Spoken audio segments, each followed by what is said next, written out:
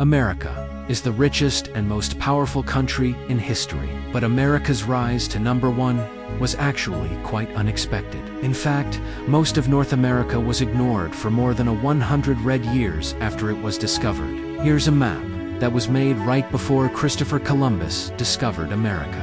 The Vikings said they had discovered an island somewhere over here, but no one realized that it was actually a continent. So, Columbus believed that he could find a trade route to Asia by sailing west, but actually, he found some islands in the Caribbean Sea. Columbus didn't find the spices he was expecting, but he still believed that he was close to India. So, he called the natives Indians, got some goodies, and took them back to the King and Queen of Spain. "Hey, your majesties, I just got back from Asia. Great dot. Where are the spices?" "Well, we haven't found the spices yet, but they've got lots and lots of gold." "Now you're talking. Columbus, go back.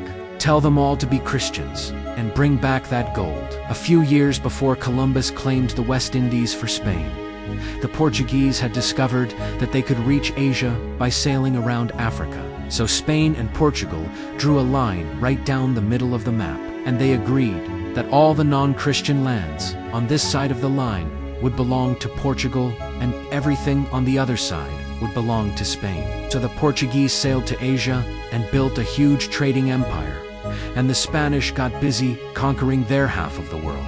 All of the interesting parts of the Americas were down here, where there was lots of gold, silver, and people. So that's where the Spanish went. Actually, the Spanish also sent an expedition into North America in 1539, but they didn't find gold and silver, so they mostly ignored all these useless lands up here in North America. The English actually sent an explorer to North America, while the Spanish were still exploring the islands in the Caribbean. That was 16 years before the Spanish discovered Florida. But after that, the English waited almost 100 red years before they tried to colonize America. England's first colony was established at Roanoke, North Carolina in 1585.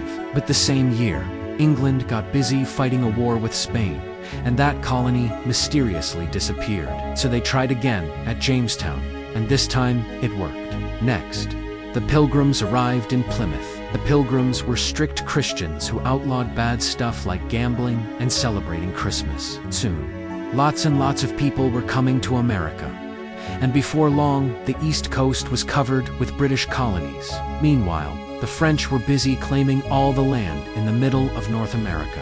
Now, it's 1754, and it's time for a war to figure out who really owns what in America. New France has a population of about 60,000 people, so they team up with some Indian tribes to help them fight. That's why it's called the French and Indian War. The British colonies have a population of more than 1 million people, and they also team up with some Indian tribes. Who do you think won? That's right.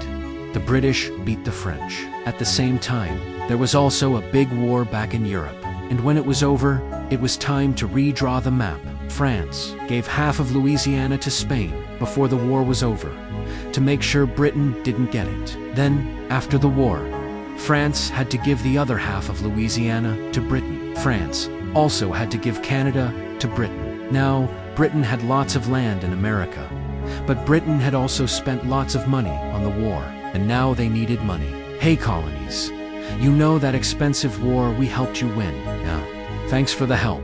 Sure, no problem. By the way, we are going to start collecting lots and lots of taxes to pay for all the help we give you. What? You never help us. We're the ones who are always helping you. And how can you tax us if we don't get to vote? The colonists weren't happy with the new taxes, and the disagreement turned into a fight.